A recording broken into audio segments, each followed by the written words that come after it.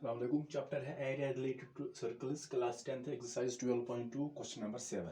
A chord of a circle of radius 12 cm subtends an angle of 120 at the center. ये chord है जो angle बना रही है 120 at the center. वो जो सर्कल की रेडियस है वो 12 है. तो यहाँ पर पहले सर्कल ड्रा करेंगे. ये सर्कल है, यहाँ पर ये इसका सेंटर लेते हैं O. ये एक chord है.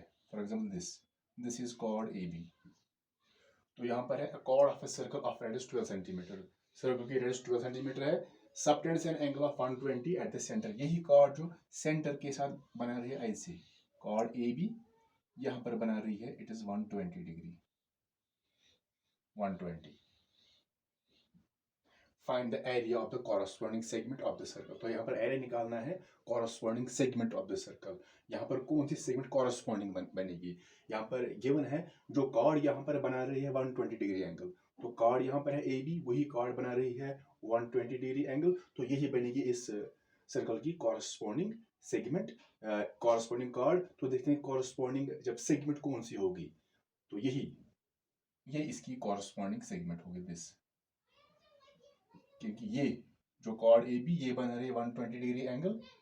दैट मीन्स ये जो आर्क होगी तो ये भी बनाएगी 120 डिग्री एंगल. तो यही इसकी कॉरस्पॉन्डिंग सेगमेंट बनेगी ऑफ द सर्कल. तो यहाँ पर पाई का वैल्यू हमें यूज करना है 3.14, क्योंकि यहाँ पर पाई का वैल्यू दिया गया है, हमें ये वैल्यू यूज नहीं करना है. तो ये वैल्यू और √3 का वैल्यू 1.73. तो यहाँ पर पहले ये जो रेडियस है इट इज 12 सेंटीमीटर, ये भी है 12 सेंटीमीटर. तो यहाँ पर हम पहले देखेंगे in triangle OAB. In triangle OAB OA जो है it is equal to OB. क्योंकि ये radius of the same circle, तो दोनों 12 सेंटीमीटर के बराबर है. देयरफॉर जो इस ट्राइंगल के ये दो एंगल होंगे, एंगल A और एंगल B, तो angle A it is equal to angle B. क्योंकि जब भी किसी ट्राइंगल में दो साइड्स बराबर होंगे उनके अपोजिट एंगल्स इक्वल होते हैं. तो ये दो साइड्स इक्वल है, ये दो साइड्स, इसका अपोजिट एंगल A, इसका opposite angle B. So angle A is equal to angle B. यहाँ पर लिखेंगे angles opposite to equal sides. वो एंगल्स इक्वल होते हैं जो अपोजिट होंगे इक्वल साइड्स के. अब यूज करेंगे इसी ट्रायंगल में एंगल सम प्रॉपर्टी. तो हम लिखेंगे angle A plus angle B, angle A plus angle B plus angle O. तो ये तीन एंगल जो है इस ट्रायंगल OAB के इंटीरियर एंगल है, तो उनका सम होगा 180 डिग्री. तो यहाँ पर लिखेंगे angle sum property of triangle, यानी कि simple angles of a triangle, ये भी लिख सकते हैं. A is equal to B. तो हम A के बाद यहाँ पर है A is equal to B. So हम A के बदले B लिख सकते हैं और B के बदले A. तो हम लिखेंगे A प्लस जो B का वैल्यू हम देंगे A, तो बनेगा A प्लस A. अगर A का वैल्यू डालेंगे तो बनेगा B प्लस B, सेम है. So A plus A, angle O जो है it is 120 degree, it is equal to 180. So angle A plus angle A it is twice angle A plus 120 equals 180. तो 120 को हम transpose करेंगे. So twice angle A is equal to 180 degree. ये plus 120 यहाँ पर जाएगा minus 120. So twice angle A, 180 minus 120 वो निकलेगा 60. तो एंगल A का जो वैल्यू आएगा, ये 2 यहाँ पर मल्टीपल है, जब ट्रांसपोज होगा तो 60 को डिवाइड आएगा. So that is equal to 60/2, that is equal to 30. So angle A जो है वो 30 है, but angle A is equal to angle B. तो यहाँ पर बट एंगल A जो है it is equal to angle B. तो ये हमने ऑलरेडी प्रूव किया है, प्रूव्ड अबव. तो अगर A 30 है, देयरफॉर जो एंगल B होगा it is also equal to 30 degree. तो ये भी 30. सो A भी 30, यहाँ पर A आ गया 30 और यहाँ पर B जो है वो आ गया 30. अब हम सेंटर से परपेंडिकुलर डालेंगे कॉर्ड पर. तो लिखेंगे यहाँ पर ड्रा OM. तो इसको हम नाम रखेंगे OM परपेंडिकुलर ऑन AB. तो सेंटर से हमने परपेंडिकुलर डाला है कॉर्ड पर. तो जब भी हम सेंटर से परपेंडिकुलर डालेंगे कॉर्ड पर तो वो कॉर्ड को बाइसेक्ट करता है. Perpendicular from the centre bisects the chord. तो हम यहाँ पर इस कॉर्ड को बाइसेक्ट करेगा, यानी दो हिस्से. That means AM it is equal to MB. ये बराबर होंगे AM it is equal to BM लिख सकते हैं.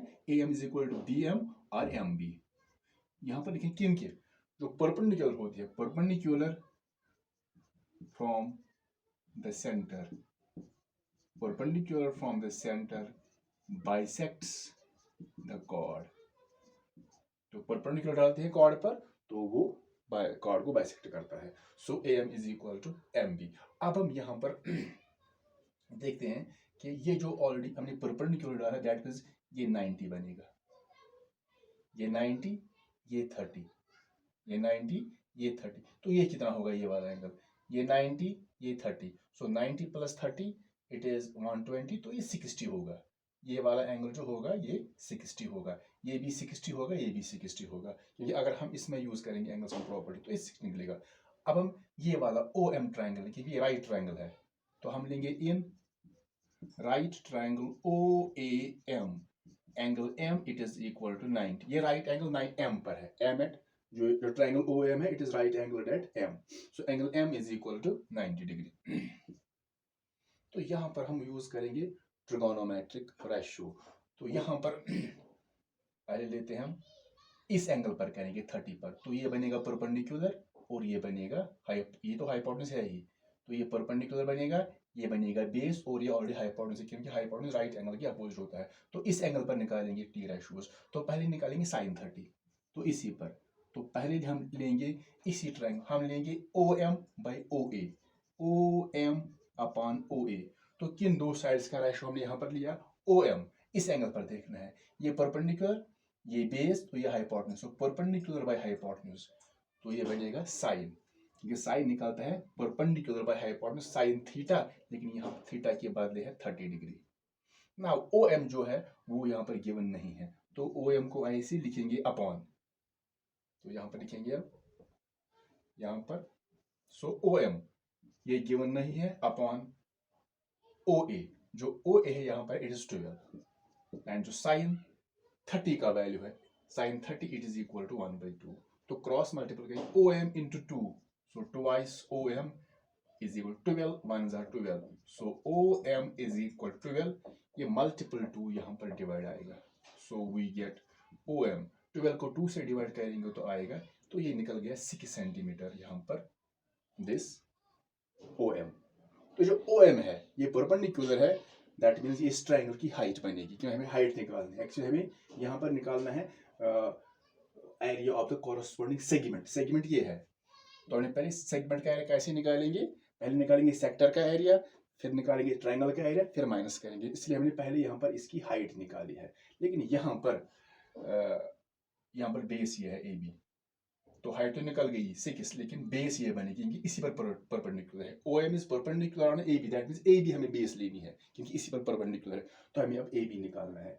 तो अब हम यहाँ पर कोई और टी रेशियो इस्तेमाल करेंगे, जैसे अगर हम इसी एंगल पर निकालेंगे, इसी एंगल पर, तो ये बनेगा परपेंडिकुलर, ये बनेगा बेस, सो लेंगे A M by O A. Now हम लिख सकते हैं A M upon O A, तो हमने कौन से दो साइड्स का रेशियो लिया, एक तो हमने लिया ए एम और ओ, दैट मींस इस एंगल के हिसाब से, ये बेस है, ये hypotenuse, base by hypotenuse, that means cos theta, क्योंकि cos निकलता है base by hypotenuse cos theta, लेकिन यहाँ पर थीटा के बदले है 30 डिग्री। सो ए एम जो है यहाँ पर ये गिवन नहीं है, ओ ए यहाँ पर जो है वो है 12, तो cos 30 का वैल्यू है √3/2, तो क्रॉस मल्टीपल करेंगे यहाँ पर ए एम इंटू 2, तो वो बनेगा twice A M it is equal to 12 into √3, इसका मल्टीप्लिकेशन नहीं होगा क्योंकि ये रैशनल और रैशनल ऐसे रहेंगे, 12 इंटू √3। नाउ ए एम का वैल्यू कैसे आएगा, A M is equal to 12 √3, ये मल्टीपल 2 यहाँ पर डिवाइड आएगा, 2 1 जार 2, 2 6 जार, तो यहाँ पर आ गया ए एम का वैल्यू 6√3, 6 रूट, ये आ गया A M, but A M is equal to M B, यहाँ पर हमने प्रूव किया है A M is equal to mb, but जो am है it is equal to mb, therefore अगर am 6√3 है तो जो mb होगा it is also equal to 6√3, लेकिन ये भी सेंटीमीटर में ही होंगे क्योंकि रेडियस जो ऑलरेडी वो सेंटीमीटर में है, या निकाल सकते हैं अगर am is equal to mb, am is equal to mb, so ab कितना होगा ट्वाइस am, ये शॉर्ट में लिख सकते हैं, या mb होगा 6√3। अब निकालेंगे ab, therefore ab का वैल्यू आएगा, ab ये है कॉर्ड am प्लस mb, ऐसे भी लिख सकते हैं am plus MB। So AB का वैल्यू आएगा, तो लिख सकते हैं AB is equal to twice AM short में, क्योंकि ये दोनों बराबर है। तो ये भी 6√3 प्लस ये भी 6√3, तो दैट इज 6√3 प्लस 6√3। इनका इरेशनल पार्ट सेम है तो ऐड होगा, लेकिन रैशनल पार्ट को 6 और 6 यहाँ पर बनेगा 12√3, 12 तो ए भी आ गया 12√3 सेंटीमीटर। तो ऐसे रखेंगे इसको, तो निकल गई अब बेस ए बी। तो अब हम इसका एरिया निकाल सकते हैं। तो या तो पहले निकालेंगे सेक्टर का एरिया, फिर ट्राइंगल का। तो पहले हम निकालेंगे सेक्टर, क्योंकि एंगल जो गिवन है 130 और रेडियस 12 है। तो यहाँ पर पहले निकालेंगे, यहाँ पर हम एरिया ऑफ द सेक्टर। तो पहले यहाँ पर लिखेंगे एरिया ऑफ द सेक्टर, यानी माइनर सेक्टर हमें लेना है। तो फार्मूला है 30/360 शॉर्ट में इनटू है पाई और स्क्वायर। सो थीटा जो सेंट्रल एंगल है, लेकिन अब हमें यहाँ पर निकालना है सेक्टर का वैल्यू। तो सेक्टर का जो एंगल है वो कंप्लीट यहाँ पर है 120। तो थीटा यहाँ पर है 120 डिवाइड बाई 360 इनटू पाई, लेकिन पाई का वैल्यू यहाँ पर गिवन है 3.14। हमें यहाँ पर ये वैल्यू यूज नहीं करना है, क्योंकि यहाँ पर है given value 3.14 into radius square. Radius इसकी 12 है तो 12 स्क्वायर बनेगा, या लिखेंगे सिंपल 12 इंटू 12, क्योंकि ये 12 स्क्वायर है, सो 12 इंटू 12। तो हम यहाँ पर कर सकते हैं कैंसिलेशन भी, या यहाँ पर हम सिंपल मल्टीपल करेंगे 120 मल्टीप्लाइड बाई 3.14। हम यहाँ पर कैलकुलेटर का यूज करेंगे तो उनका हम मल्टीप्लिकेशन निकालेंगे। तो वो निकलेगा 54259 54259.2। तो यहाँ पर मल्टीपल कर रहे हैं 120 इंटू 3.14 इंटू 12 इंटू 12 न्यूमरेटर्स को, तो वो आएगा कैलकुलेट ऐसे 54259.2। यहाँ पर डिवाइड ऑलरेडी यहाँ पर हम इसको ऐसे लिखेंगे। अब यहाँ पर कैलकुलेटर पर ही इसको 360 डिवाइड करेंगे तो आएगा 150.72। आपको चेक करें 1.72, ये आएगा इस सेक्टर का एरिया 150.72। तो एक्चुअली हमें निकालना है सेगमेंट। तो सेक्टर का निकाल दिया, अब निकालेंगे एरिया ऑफ ट्राइंगल। तो अब निकालेंगे area of triangle this OAB। तो फॉर्मूला यूज करेंगे 1/2 इंटू बेस इंटू हाइट, या लिखेंगे ऑल्टीट्यूड, बेस इंटू हाइट और ऑल्टीट्यूड। तो यहां पर है 1/2 इंटू बेस AB है, यहां पर लिख सकते हैं, ऊपर ही लिखेंगे AB बेस है और इसका ऑल्टीट्यूड है OM, उसका ऑल्टीट्यूड OM है। तो AB यहां पर अभी निकला है, AB का वैल्यू 12√3 ऐसे इंटू OM, जो इसका ऑल्टीट्यूड है यानी हाइट है, वो निकला है OM, यहां पर निकला है OM का जो वैल्यू आया है यहां पर वो आया है 6। ऐसे भी कर सकते हैं 2 1 2 2 3 6, तो आएगा 3 इंटू 12√3। जब मल्टीपल करेंगे ये इरेशनल है, ऐसे रहेगा, सो 3 12 से मल्टीपल होगा, 3 12 यहाँ पर आएगा 36 और √3 ऐसे ही रहेगा। फिर यहाँ पर 1 है, डिवाइड भी 1 है, सो ओनली 36√3। तो यहाँ पर गिवन है √3 का वैल्यू जो यहाँ पर लेना है 1.73 गिवन है। तो यहाँ पर हम इसको लिखेंगे 36 इंटू √3 का वैल्यू लेना है यहाँ पर 1.73, इट इज गिवन 1.73। अब 36 को हम मल्टीपल करेंगे 1.73 से, कैलकुलेट तो आएगा 62.28।